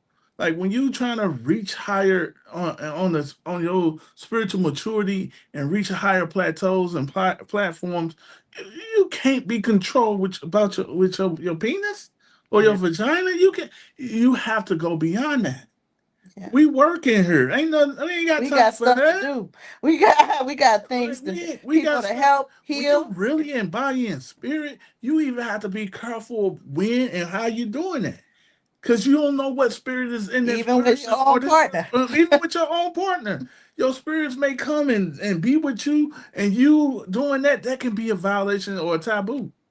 So it takes spiritual discipline, Yeah. and at least in our culture. And as growing adults, you need to have maturity. Yeah. You gotta have you I have think to a lot of them, if you look at those, let's take Kevin Samuels, for instance. You know a tree by the fruit it bared. And the very things that he spent the last part of his career focused on, saying what was valuable and what was not, are the very things that killed him. Mm-hmm. The very things That'd that, be that wild. that that killed him. You have to understand, what does success look like? Because I still haven't figured out why people put people who are unmarried as the marriage gurus. Right. How does that work? How does that work? So in terms of that, if you haven't been able to find what makes success for a marriage, and how do you become that guru, and I think that's important, but it's an immaturity issue. It really, really is, because if you're 40 years old and you're still looking at superficial, you have not yet learned how to see that man or that woman in terms of their character. Baby, it's character. The pretty, the fine man, all of that's going character, how they treat you, how they're behaving towards you, how they see you, how they view you, how they function in their own lives, how they carry themselves for themselves and for their family. Those are the things that carry you the long way. Those superficial, you're not wife material if you have children or otherwise. Sure, there will be some people who are immature who cannot handle that, and that's okay. That's not your person, but it doesn't mean that there aren't any. I thought, as a part of like we said, our Edie Bamey, right? And that is something that is specific to each one of us. I'll tell you the story. I'm older, and Edie Bamey, one of the things when I met him, my Baba gave me my yearly reading, and he said, you got a mate coming, and there's going to be a significant difference between your ages. But you shouldn't turn him away, because that is a good partner and a destined partner for you. So I'm like, okay. So at first, me still being in one mindset, I'm thinking, okay, well, maybe he's a sugar daddy, right? I'm thinking now, because I'm in my 40s, right, by now, and I've had my children and wasn't going to have any more. And so I was like, okay, I did my elbow. Let's see. I'm looking for the sugar daddy. I'm looking for somebody much older than me, and, working in my mind to accept that. Well, come to find out, I see him walking down the street in a festival, and I knew instantly. I just, Lord have mercy, there's my next husband. Oh I God. just knew it. I just knew it, right? And he heard me, whatever, he looked at me, we met eyes, but at first we kind of ignored it. He tripped, but we went around and we ended up at the same place. And I knew in that moment, the one thing, it was like we started a conversation. So how you doing? What you know about this? He had on some voodoo paraphernalia. What you know about that, right? And we just started having this conversation. One thing led to another. And the Odu that fell for me that year was Edie Bamey, right? It was Odi Agbe, right? So we met. That was the situation when he initiated Tifa. The Odu came down, and one of the Babas that was in Nigeria spoke about, your wife is your senior. He didn't know me. He just started speaking off of the Odu. Your wife is your senior. She's older than you or whatever, but that's your destined wife, and that's your blessing. Edie Bamey. We got married. That's the Odu that came down. Oh Right? wow. Edie Bami. So Edie Bami is one of those Odus that specifically talks about the traditional expectation or idea of what a spouse is supposed to be and look like might not be the case. And still they are your destined partner. Right? They are this is what's supposed to be, and there will be blessings that come if you can ignore the superficial. If he could be okay, being, hey, I told him when I met him, because I was working on me, and at that point I learned to accept everything I thought was a personal flaw or otherwise or something. Listen, baby, you can see I'm a big girl. I might lose weight, I might not. If I don't, but this is who I am, right? And if it's going to happen, it's going to happen because I made a decision, not because I'm needing you to choose, force me, pressure me, or try to, make me feel some kind of way. This is where I'm at. I might, all kinds of things that I thought that was one of my insecurities. I had a list of, listen, I am not I'm not Debbie Domestic in terms of, I ain't going to be cleaning with toothbrushes at the floorboards every Saturday. That's not going to happen. I might hire a housekeeper, but I had to put all these things down, all the things that I was insecure about that people had said. I can't have any more children. Now, if you want a child, we can work out some things. We can go to Kenya. You can go, make a baby and we can bring it back and raise it. But it's got to be done before I turn 50 because I ain't trying to be 70 years old at nobody's graduation. I had real conversations with him. Yes. I really did. I put it all on the table, baby. Oh, This is it. But I'm gonna tell you this: I'm a good woman. I'm loyal. I ain't gonna cheat on you. And anything you try to do in life, I will make it happen. I have some ashe, and I know that I have some ashe, and I know that anybody that comes into my sphere, baby, you won't fail because I ain't gonna let you. I'm going to be there. I'm going to support you. I'm going to, do. I understood not just my insecurities but my personal power and what I also quote unquote brought to the table of relationships in that way. But yeah, so all of that ideas about what, oh, she got to have this and these things got to be, man, that's for an insecure, immature man or yeah. woman. That ain't got nothing to do with us. He's younger, but he is more mature than most of the men my age. He was, because when I met him, he was taking care of his mama, his aunties, his grandmama, his great grandmama, his baby mama, and I respected that. The idea that he was taking care. He didn't talk about her, he didn't put her down. That was something that made me respect him. Not this, a lot of men that just disrespect the mothers of their children. He was always trying to be respectful of her and so on. I respected that because that said, if he can manage to do that and still co-parent and so on, that's a man that's mature. He's not sitting there trying to disrespect her, discredit her, or anything else. They had a relationship, they had a baby, it didn't work out. They still had this child to raise, and he was mature enough to keep it moving. And in that process, he makes sure she's taken care of. Now I make sure she's taken care of. Because Exactly. if going back to polygamy, we might not have another wife, but I consider her almost his first wife. Even if they were never that baby, she gave birth to your child. She always need to be taken care of. And I told him, when you listen, she always got to be taken care of because that's the mother of your child, and anything happen with her is going to affect your child. It's direct. It's direct consequence. So I'm gonna make sure she's stressed out, baby. Bring her here. She's stressed out. I'm go, pay for her to go get a massage. Take care of yourself, sis. Because we sisters, we're not enemies in this. That is a mature relationship. I think that more talks like this need to be had.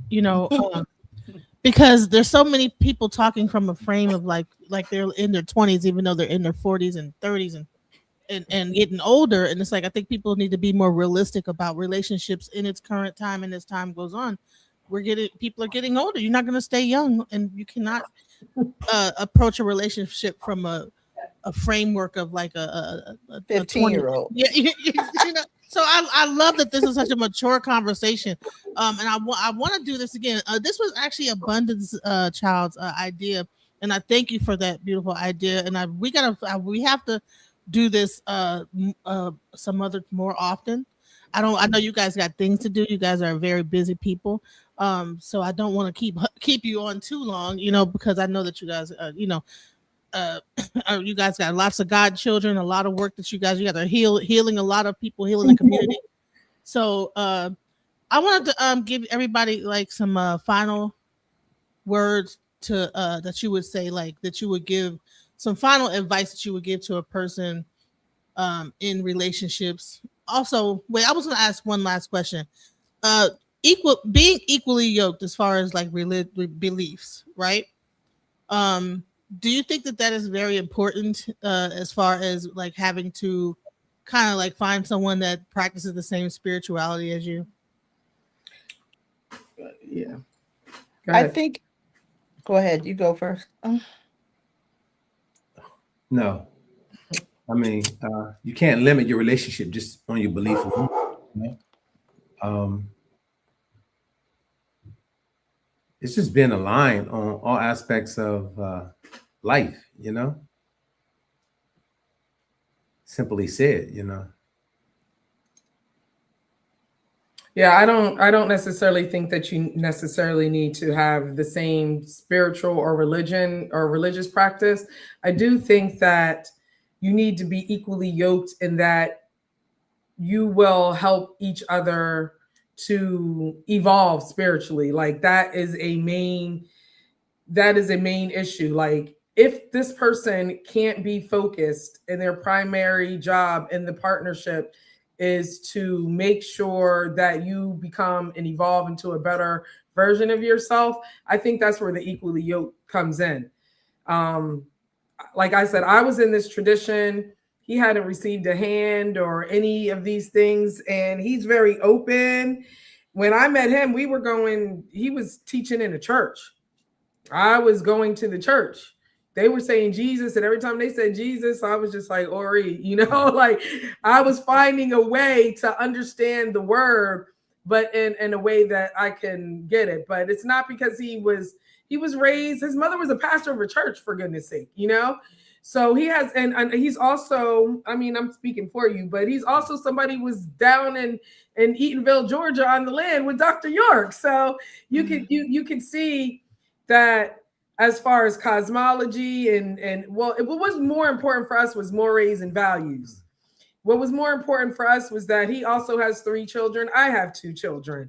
The relationships that he had with the mothers, like that being the religion, because I believe that your religion is how you show up, like the things that you do every day with religiosity, with habits and things like that. That's your religion. I think that's different than what we have been taught religion is: Judaism, Islam, ATRs.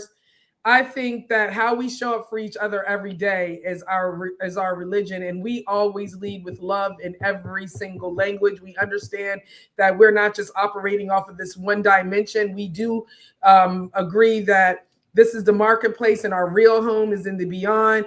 And once we started having those types of conversations, it was like, oh, okay, we're all saying the same thing. And because before we got married, you know, he would be at, let's say, a Oloye ceremony and he would be seeing Ebo done, or we would have to feed Egbe and he would see more Ebo done. I'm like, are you okay with this? Are you going to be okay with this? Once he was like, okay, yeah, I'm definitely, I'm willing. Where's the knife? Let me help. So yeah, he felt home. He actually cried. Like I remember the first time we put our ancestors together, like he cried. He just was like, I feel at home. He was waiting for this. But I did not let the fact that he was teaching in a church and showing up every Sunday stop me, because at first I was like, I don't know. But then we were having real conversations about what Jesus was to him and why he's doing it. And it was more political. So, yeah, I think that could get in the way, because most of us, we think that we know. And the more you know, the more you don't know. So I didn't allow that to block our relationship. And I'm glad that I did it, because I really would have lost a true helpmate. Because it's hard dealing with the animals. It's hard cleaning the shrines. And he's always the first person up. Like, I got you. What you need? You need eggs. You need this. You need that. So, and he's somebody who wasn't traditionally in the system. And now when IFA says, oh, you need this, you need that, he be for it. He's not against it. But he didn't come into this relationship like, I'm going to need a hand of IFA. I'm going to need this. I'm going to need that. You know, so I would say I don't think that I just think that IFA is like the cream of the crop. I've said that over and over again.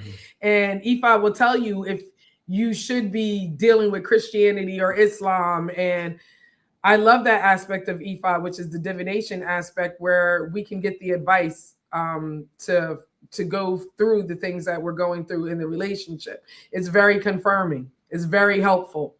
So for the people who are not in it, I think that you can find IFA and all of those other so-called religions. Yeah, I think one of the things though that I've known that Ifa will say is, oh, I remember asking at some point, hey, why was this relationship the relationship? Because I'll sit and have, I'm a diviner. I'm gonna have long conversations because I want to know why. Ifa said, because your footsteps were aligned. Your footsteps were aligned. We had one, we had similar paths that we were going through, and so on.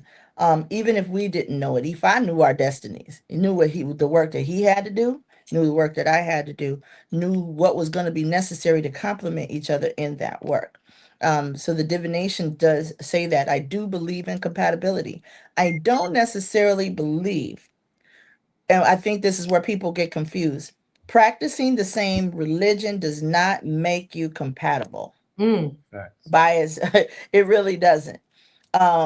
Practicing the same religion may help that person to understand certain things, right? About, like, hey, in order for us to do this, we got to go sacrifice a goat. It's hard telling a Christian, baby, come on over here and pray for this, pray over this goat while we, it's helpful to have someone who has some idea, or at least respects and respects the path that you've chosen and that you're walking.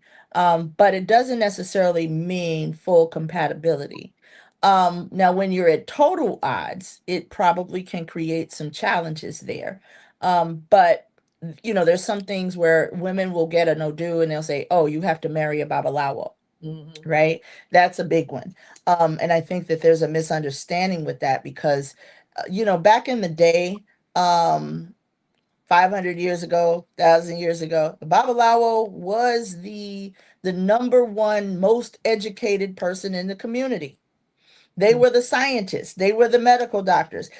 She was at a certain level. The reasons why you might get it is, one, she may be at a certain level spiritually that only somebody at a high spiritual level can deal with her, can be compatible with her. Otherwise, she won't get her own growth and her own nourishment.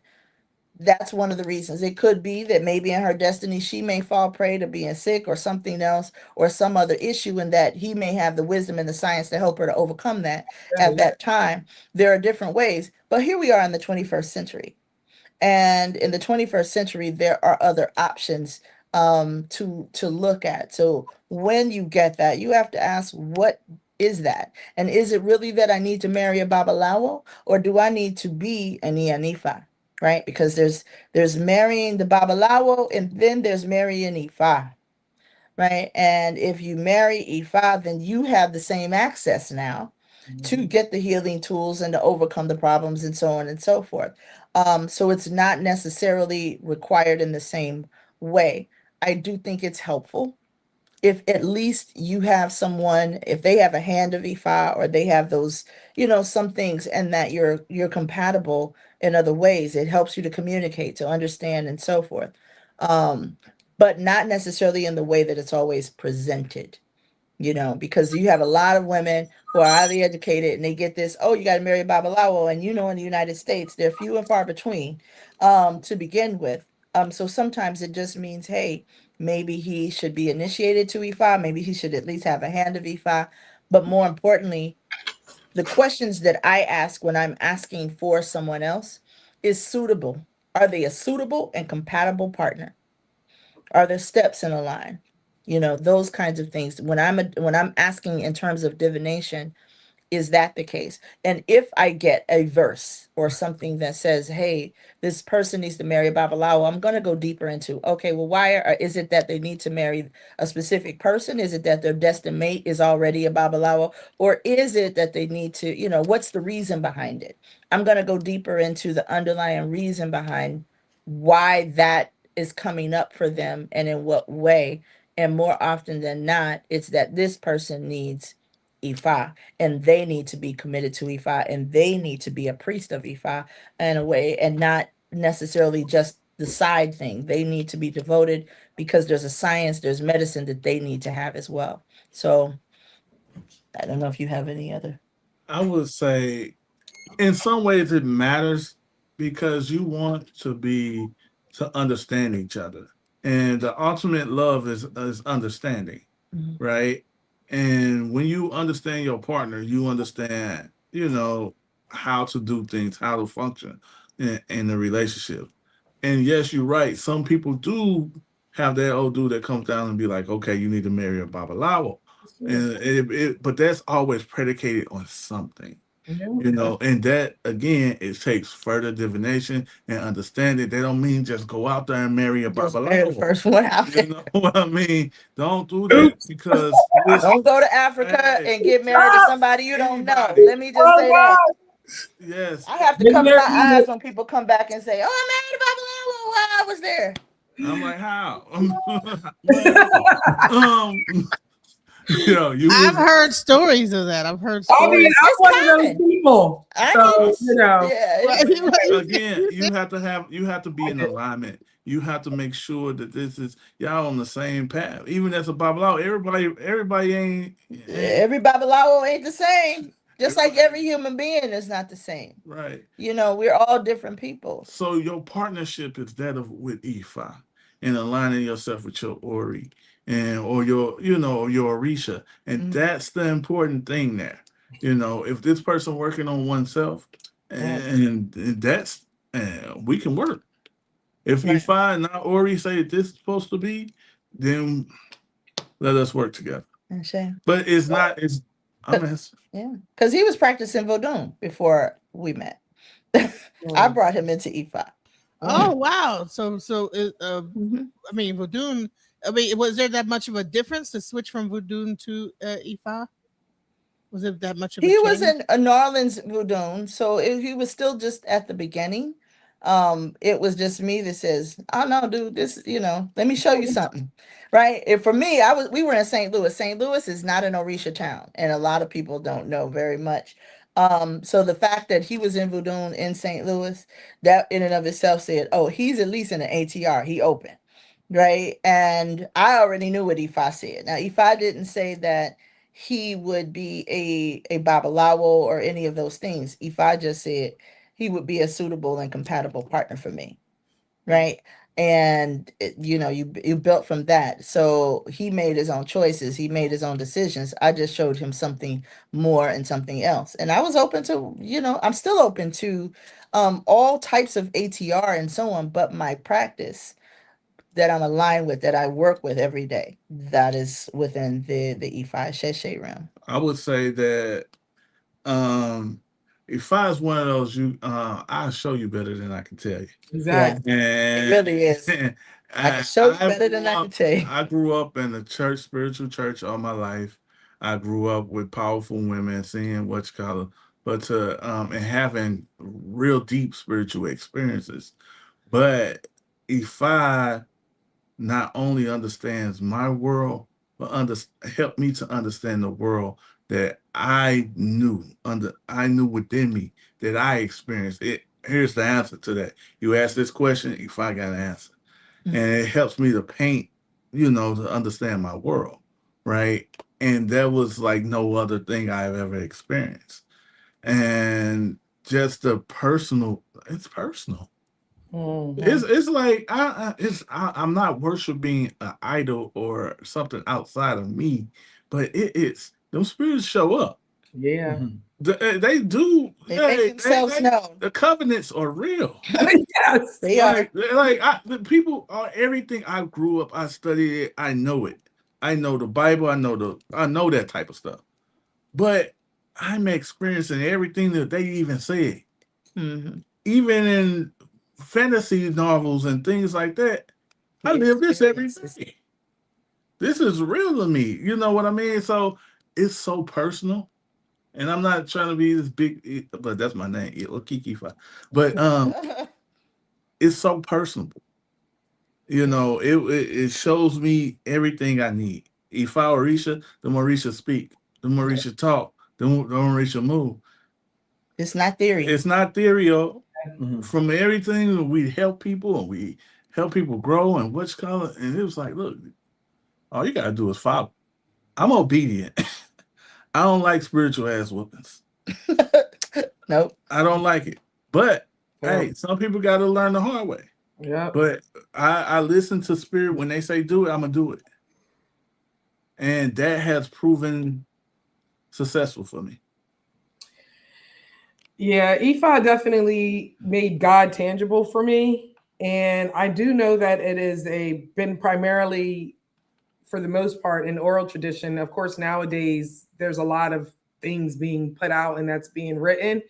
But I also have an Odu that fell that said I had to marry a Babalao. And what I found out through my own observation is that I had to be willing to teach and instruct, because a lot of times we create these when we want partners, especially when you've been through a lot, you'd be like, and I need a man who got a certain amount of money, he needs to have a car, he needs to have no children, he needs this, he needs that. One of the things that I was saying was that I wanted somebody that was like knew more in IFA than I did. Well, I kind of already went down that route, and I realized like I was seeking validation. So this time around, it was like, I don't feel like teaching. And IFA was like, no, you need to teach, because this is somebody that isn't aligned with you. You know, it said that IFA said that our relationship was going to be so prosperous, and that he came with Ajay. So I'm up here thinking like, this how much we make in Drop Squad. I need somebody who's making that kind of thing. It wasn't any of that. And if it wasn't for IFA telling me, you know, that the wealth that this man came with was good character. Ashe. When we closed Drop Squad Kitchen, I didn't even know that I wanted to be teaching and doing cooking classes and all of those types of things. It was his network that gave me the opportunity to keep Drop Squad Kitchen on the map. So we have to be careful with the language, meaning like a lot of the language that that is being interpreted through the Odus is through the lens of people who are of a different culture, a different tradition. And so when we hear things like you have to marry a Babalao, if you don't have people who haven't had great experience or have an understanding themselves, it's going to be hard, because you might be like me looking for somebody in E5 that's a Babalao, and it could be a disaster. So I just want people to keep that in mind, that interpretation is also key, and looking at the fruit of the people that you're working with. You know, look at their lifestyles. Like, how is somebody giving you advice, but you know, this Babalao got multiple women, they're all having issues and stuff like that, or you done heard it in the street that he's a womanizer, like that might not be the Ile for you. So I just wanted to end with that. Like, we got to be careful with our 2026 interpretations, and who we're like he said, it's very personal relationship. Even if somebody's interpreting something for you, you still have to be able to go home and work on your character and deal with those types of things. It's personal. You can't rely on like we all seem, and especially Black people, we want to have a new Malcolm X and Martin Luther King. We're looking for our own Gandhi and stuff like that. That's why we have Ori. So that really helped me in my, you know, relationship with this man, was understanding that I do have to be a teacher even to him, even though I was looking for somebody to be teaching me, and to really start interpreting all the Odus and things that have fell, that said you have a husband coming, going back and examining it with my own lens and with my own Ori. And when I finally did that, I realized I was in the best place that I could ever be. And do not let them walk away, because you're being very surface about money, about, you know, what his past looked like, and the fact that he wasn't in the tradition. Yeah, I think that's important, especially I tell people, for those who are African diasporans, that sometimes, Chala, shut up. Sorry, my dog is about to growl again. But those who are African diasporans, that often you will go to Africa and they will give you a reading on relationships and so on.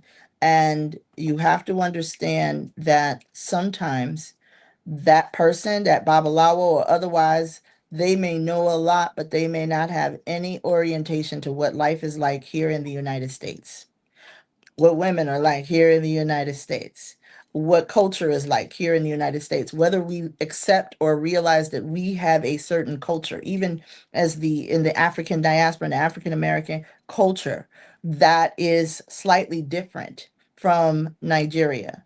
That their worldview may not, they may not grasp it. So some of the things that they may say, um, oh, you need to marry a Babalawo, from them, that's something that is common. They don't realize it's not that common here in the United States. And it may not necessarily be that practical to marry one there, right? Especially in these times, right? You end up in these times, Nigeria is getting citizenship here. So, are you willing to move? Are you willing to do those things? And even so, is is that the way for you? So there are many things. You may not necessarily, you may check. I always advocate people getting divinations from people here as well. Because some things it's just they just have a better, or not necessarily a better, they have a wider world view of what your life is like and what the opportunities are here in the United States. That doesn't dismiss them, because ours is validated, but it is something that you need to take into consideration. Yeah. I would say, I tell people, I would tell them that, you know, even if you marry a Babalawo, this is not my teacher. I learn from her, right? I can learn from her, and we share wisdom together. But she is not my IFA, as in, like, she's not my leader, He's not right? his Alu. I'm And not his I'm not Alu. her Babalawo, Mhm. right?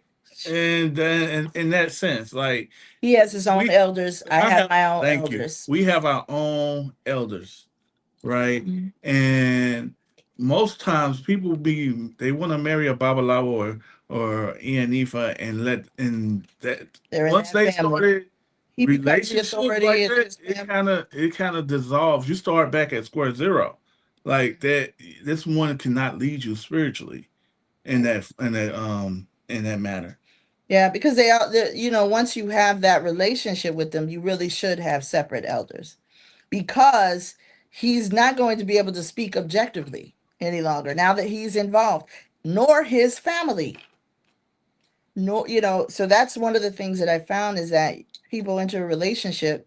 Okay, this Babalawo, he's the one that told you need to marry Babalawo. Now you're married to him, and his family is confirming it, and nobody outside of that is confirming and reading on that. And that can hem you up a lot, because they're not objective. They have their own mission, right? It could be so, it may not be so, but don't think for 1 minute his family ain't involved, because they haven't invested. Especially if you're an American, you got some money. They like, your money is their money. And so they Exactly. all invested in making sure this relationship work out, right? And it may not be in your best interest.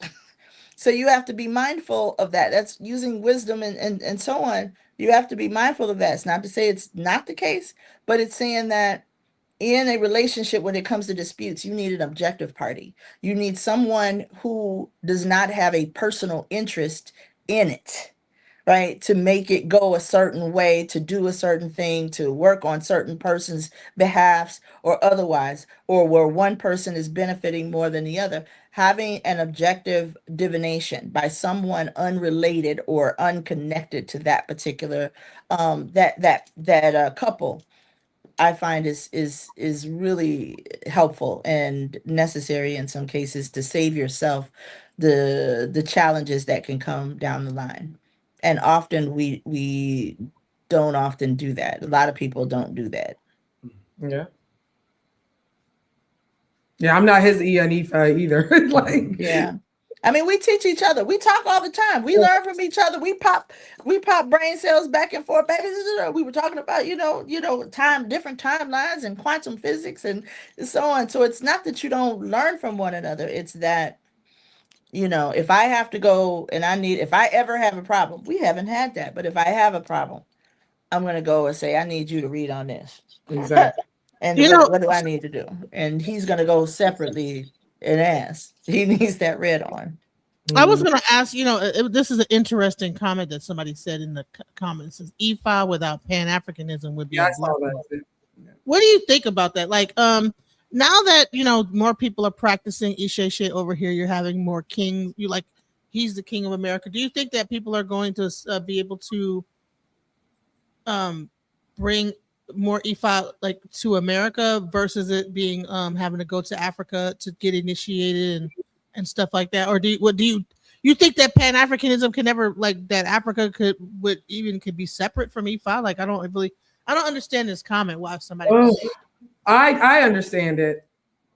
And Okay. and it's because I'm not a Pan-Africanist. I'm not, like, I believe in my own Isheshe, for a lack of a better term, or and I have a great relationship. I am initiated into a gungun, and I have a great relationship with my own personal Eguns that are indigenous to America. In fact, some of them were very upset when I initiated and even went to Africa to get initiated, when I was already told that they wanted my initiations to be here, blood, if I was going to be dealing with any blood, for it to be here in America, and that they were being overlooked. I even, I haven't promoted this, but you know, the thing I have in the gold frame, we were overlooked.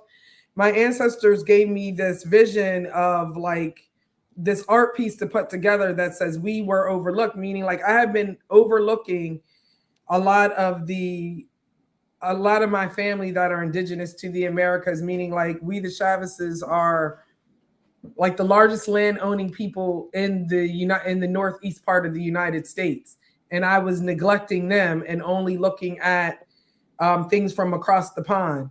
So I definitely feel like IFA is universal, and just because it started, or the progenitors of the religion and the culture and the tradition was Nigeria, I think IFA is something that is universal, and we could see it in all languages, races, ethnicities. And I think Americans, I'm talking about North America, South America, all the adjoining islands, we're the ones, I feel like, that even made IFA as we know it today popular. It's what was going on in Lukumi, Santeria, Shango Baptist, Voodoo, all of those things that we were doing it over here based off of our own memory and our own spirit, and it became popular. And now we see a lot of people from Africa making a lot of money, coming over here, doing initiations, sharing things, not even necessarily sharing everything. There's a lot of scams that's going on. So I feel like people who are coming into the tradition are coming into their own. We have more people who are aging out, and you have new people, ancestors that are speaking up, like NU and Baba Okikifa, that are saying it's okay to get initiated over here. It's okay to get readings from people who are from the diaspora. So I feel like that's where that comment was going. And I think it's a breath of fresh air for a lot of us who were made to feel less than, or because we're not continental African. I know that I've had my own personal experiences in Isheshe where it's like you want to be validated because you have somebody that was continental African, that was raised that way, and so forth. But there's a lot of us that are coming up and evolving, and that are sharing our own American diasporic experience or American indigenous experience, and our voices are being heard. They're not being silenced.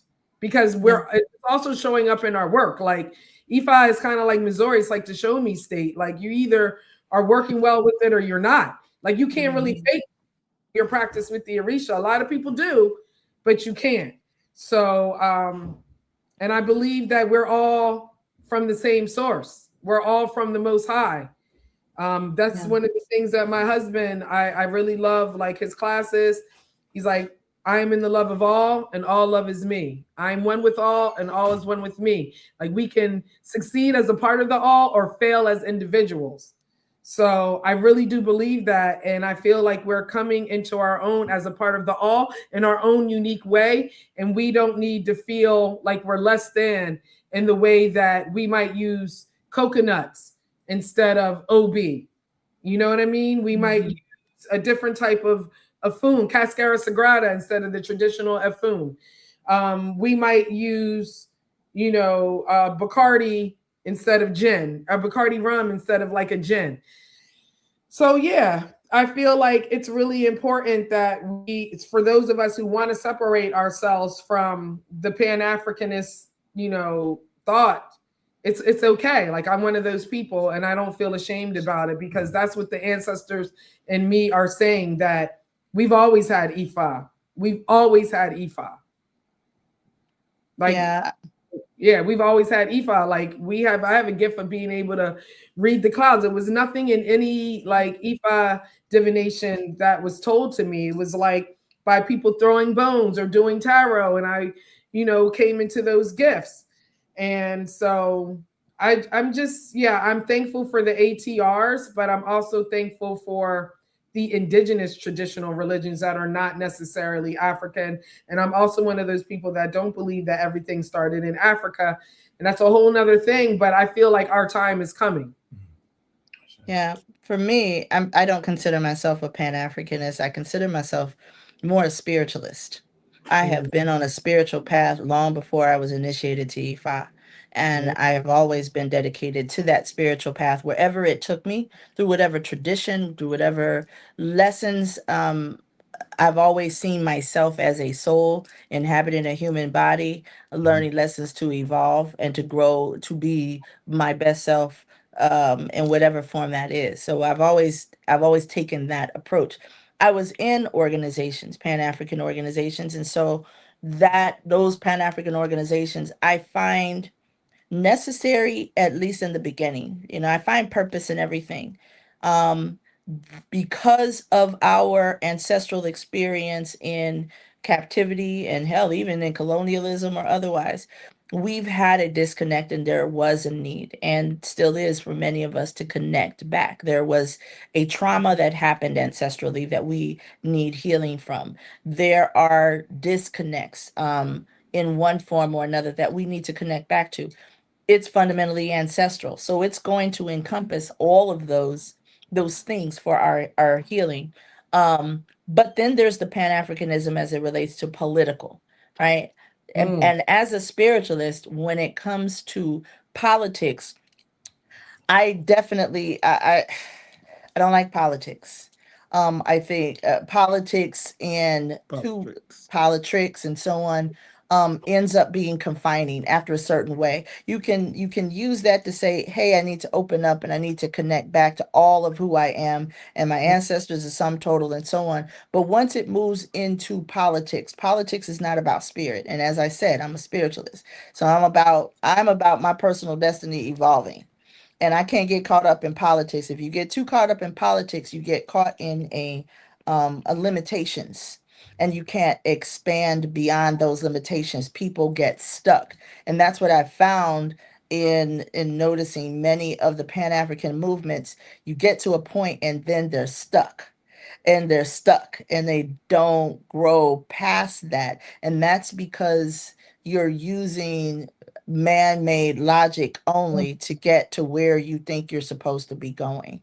So when you have that, it limits you. Each of us have a destiny, including Ifa, including the Arisha. They have missions they want to accomplish, and so on, that are above and beyond. Ifa's number one mission is to heal a broken world, right? That is to heal a broken world, not just one particular group, whether we like it or not, I love right? that.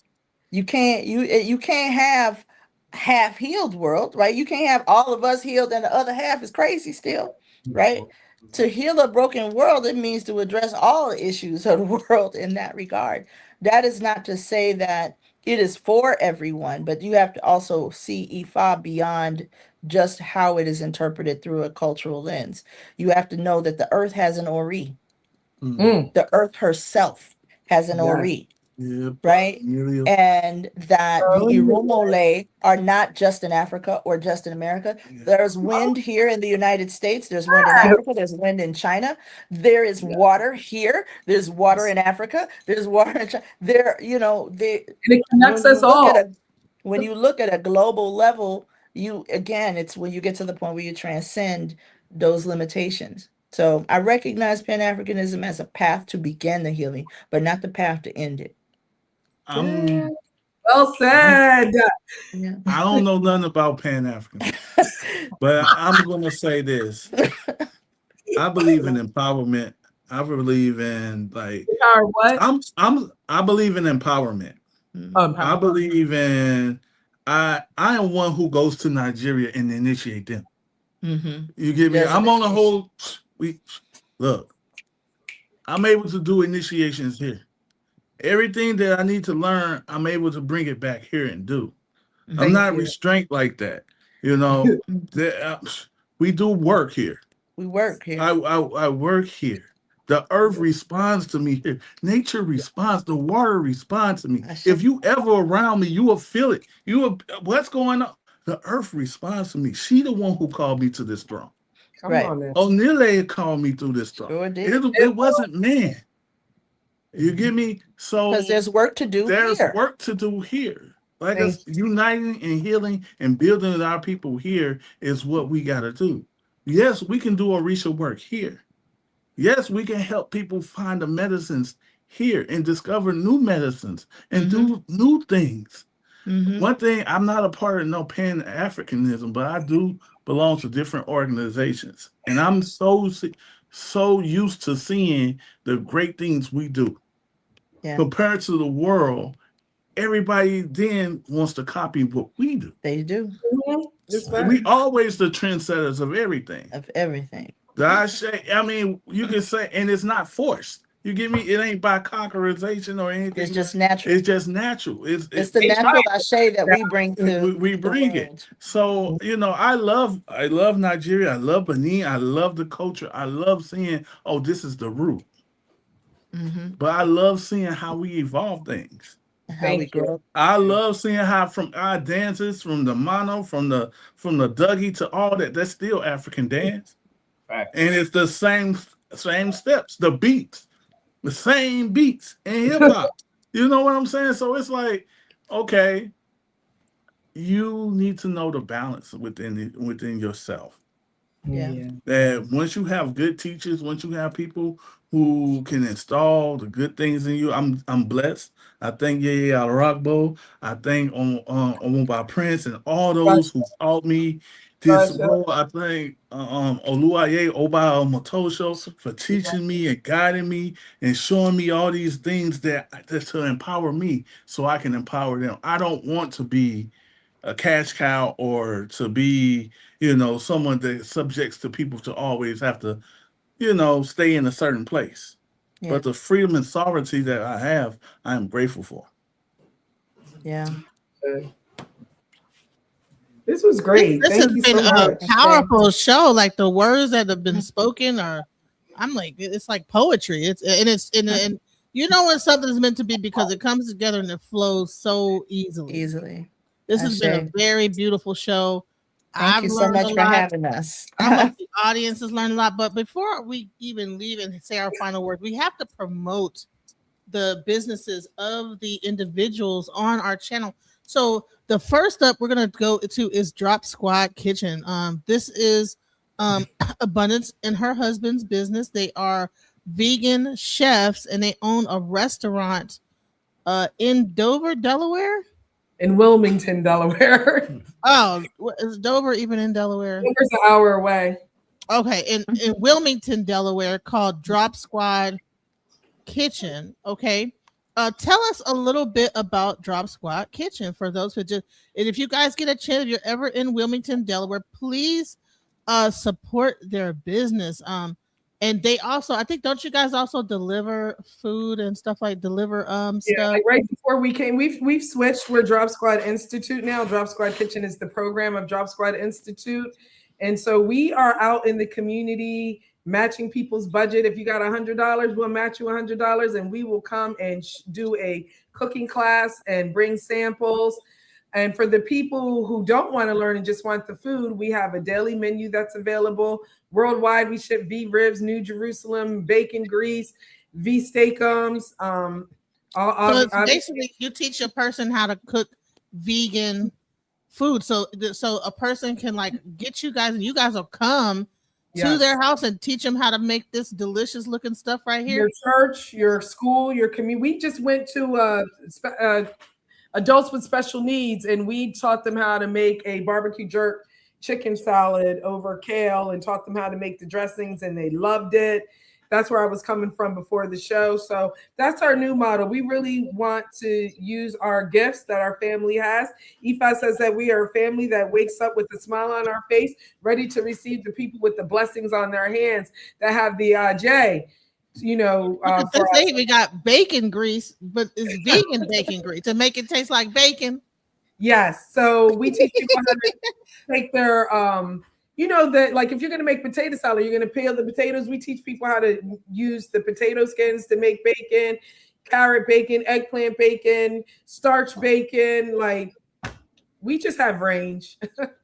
But you know what? It's man, it seems like being a vegan is expensive. Like you guys like so we do teach how to eat vegan on a food stamp budget. So okay, food stamps. How to that's a myth.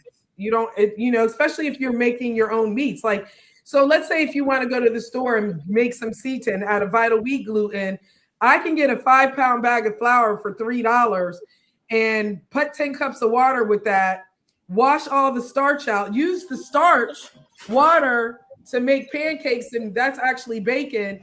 And now I have a whole loaf of meat that I can make ribs, burgers, all types of stuff. So it's really like the closer you are to the earth, the cheaper you are going to get and the healthier you're going to be. Well, but if you're going to eat Beyond Meat burgers and Impossible burgers and buy the stuff that's already in the restaurant, of course it's expensive. And here's a question, because a lot of like, so are you using like this Impossible? Because I've heard that some of those things have some type of stuff in it that's keeping it together, that's binding the binding agent of a lot of those vegan meats to make it like vegan meatish. Like can change your DNA or something, like it has some bad. We're not stuff. using that. We make, as I just said, we use the wash the flour method to make our own vital wheat gluten.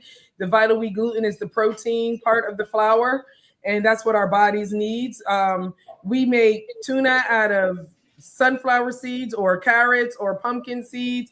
We make salmon out of papaya. Like I said, we have range. I've been doing this for over 30 years now.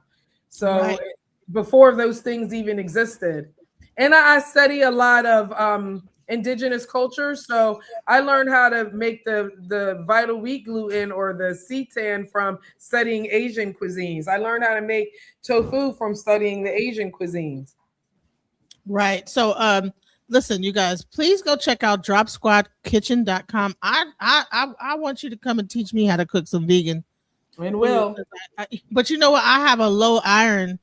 You know, I've been like losing blood and stuff like that. So I got to figure out how to get my iron count up. But then I definitely will try to get into vegan. Molasses, beet juice, going out in the sun, making sure that your kidneys and livers have been flushed, drinking a lot of dandelion, burdock, making sure you're drinking a lot of, for yourself, red clover, some black cohosh, ashwagandha. You know, that's what we do. Is there a phone number that people can reach out if they want to contact you? Or is it on the website? Is the phone number to reach you on the website? 302. It's on the web. It should be all the way at the bottom. Let's see.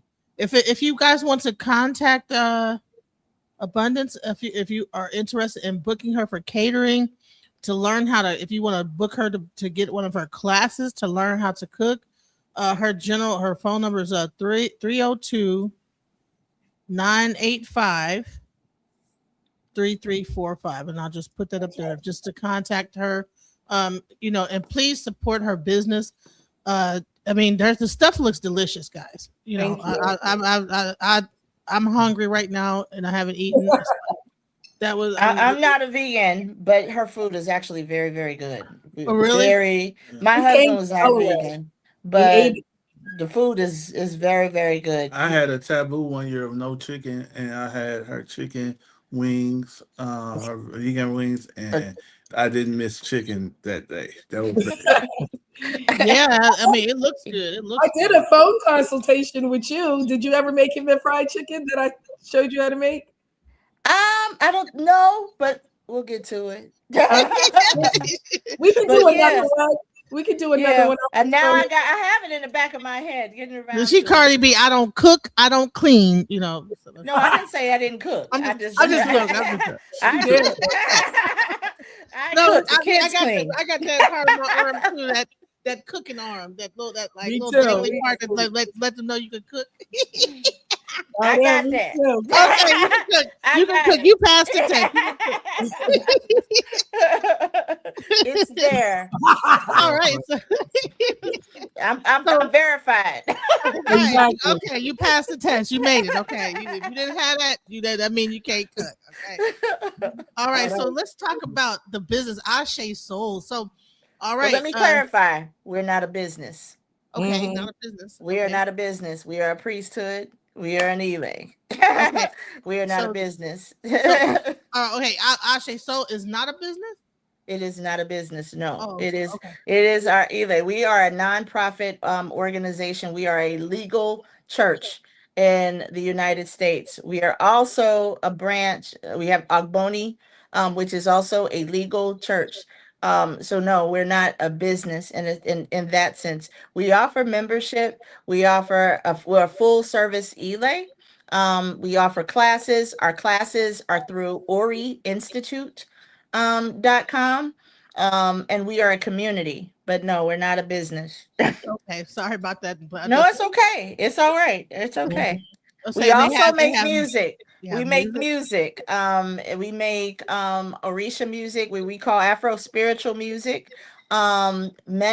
Many of us who come into Isheshe, we learn about a lot of the Orisha music from Lukumi, and that's cool. But we also get a lot of music from Nigeria. But you know, we're African Americans. And there Yes. are some specific things that our immediate ancestors that we did, that we loved, that we connect. We created the great music of gospel, jazz, blues, hip hop, and so on and so forth. And all of those genres are revered around the world. So what we wanted to do was to create Orisha music with our vibes, with soul, with R&B, and so on. So, and the blues and the gospel, honoring and recognizing our ancestral connection, while also honoring and recognizing the Orisha and our path, and so on and so forth. So that's one of the other things, and you can find them on all anything with Ashe Soul, on any of them. Yeah, that's one. I should put some updates. the the Songs are so our, good. Yeah, one of our more recent ones is the Gospel of Orisha, so you can also find that on all the streaming sites as well. But yeah, and the classes, Ori Institute, Our books. Yeah. our books, we have, we educate. My job in IFA assigned me. I'm a diviner, but I am a teacher, so we Yeah. educate. That's what Ifa said. What do you want me to do? I want you to teach. I need you to teach Ifa. I need you to share Ifa. So I do that through books, through classes, and things of that nature. We, as a part of our organization, we have every other Sunday we go over Odu Ifa, and we have collectively as our class unpacking Odu verses and learning about Ifa that way. We have a lot of different ways that you learn. So Right. So I mean, you guys are busy. As they say, they are booked and busy. So yeah. imagine how hard it was to get them here, and I appreciate their time here. As you can see, they have the Ori Institute. Please go to oriinstitute.com. Let me type that in there. Oriinstitute.com. Just That's like they it. gave me my You just props, I did. would give them their props. I've definitely taken classes. I took the women's history class, the Western one, I think like 2015. Yeah, African women's mysteries. Yeah, it changed There's my life. It really did. I was like, she just unpacked so much that I knew, like certain things I knew intuitively, but she just unpacked so much, and it really changed me, and it gave me. It's like Bob Okikifa said, it empowered me to actually keep going. Okay, yeah. you guys have a publishing institute. We publish books. Publish, I publish both our own as well as others as well. Yes, we education. have programs that train and give priesthood training in the Sheshe. Right now, there's the IFA master class where they're going over all the 256 Odus in a year. There's Babalawo and Ifa training. There's the beginning. There's Egbe I and took that Orisha class training, too. and so on. I And the took the last, class. yeah, that's there's the Iami and African Women's Mysteries. That's what she was speaking about. There's a lot of different classes, and the last one, it's not on there yet because it's new, is our Ogboni website, Ogboni USA, since my husband was just appointed to be the Oba Ogboni in the United States. And that is a developing priesthood. Ogboni in and of itself. Ogboni are the priest of the earth. They are priest of Ile. And Ile is very much tied to the great mothers, to Iami. The Iami Osodonga, that's Ile, right? That is Ile, and Ile is the mother of all of the other Orisha. So being a priest in Ogboni, you're tied to the earth. These are one of the main vehicles for Iami, for the ancestral mothers. This is a traditional one that dates back more than 1,000 years. And so it's now, because of expansion, because of the the United States and the diaspora taking on their traditions, they are expanding. So we now have someone in the United States, and part of our mission is to develop Ogboni, the priesthoods, and especially what, pertaining to Iyami and the Iyami priesthoods and the Iyami, the women, and the Osho, who are the male mystics and so on, bringing them together in the United States so that we can empower ourselves, heal, unite, and build. That's the mission. Wow, that's beautiful. And okay, and hold on.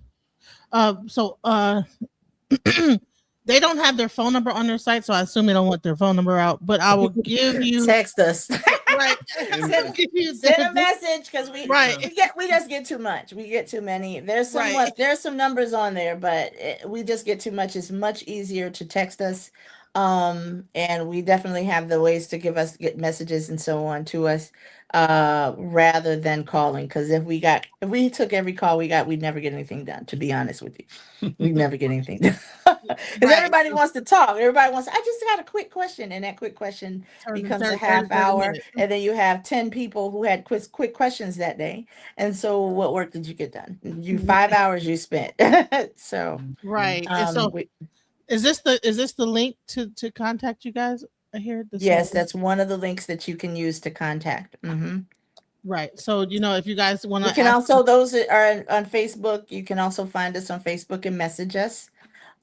If you want, you can text 82314-827-4325.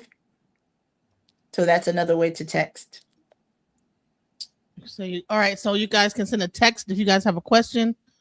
You can send a text to that, or you can go to their website, Ori Institute, or you can check out their website, Ashe Soul, and that'll give you the all of their different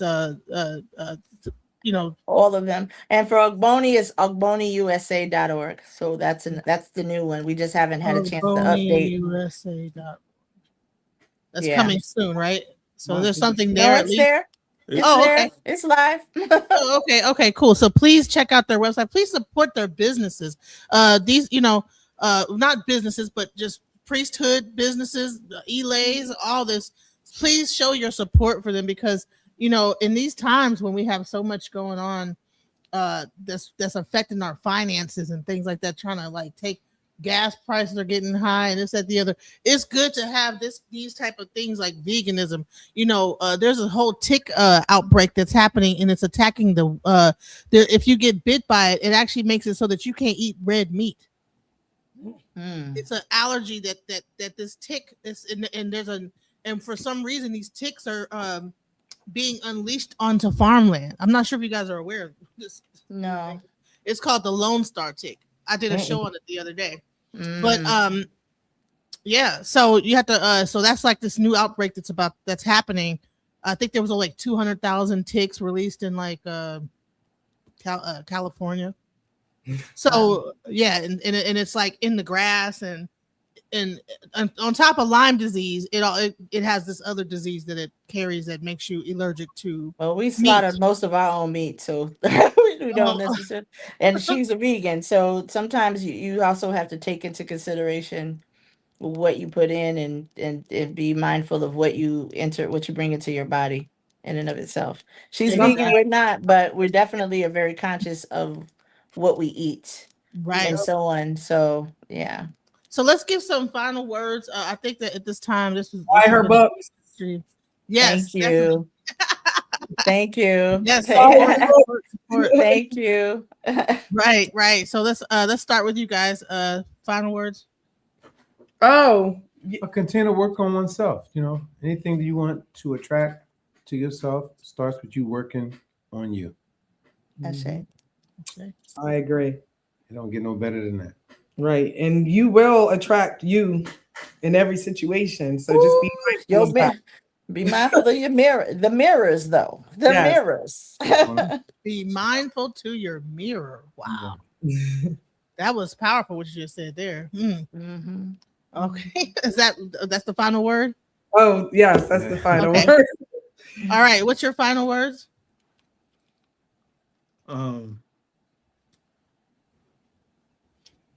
Be authentic to yourself. Sure. Listen to your Ori. Sure. Love your partner. If you're in a relationship, cherish it. Treat it just like you would treat your Orisha. Right? Sure. Love and value that person, and love and value yourself. You know what I'm saying? I pray blessings upon everybody. I pray that you live long. I pray that your love continues to be a beacon of light for your community. That people look to you for sound advice. That whatever you're going through in your life, that it be healed.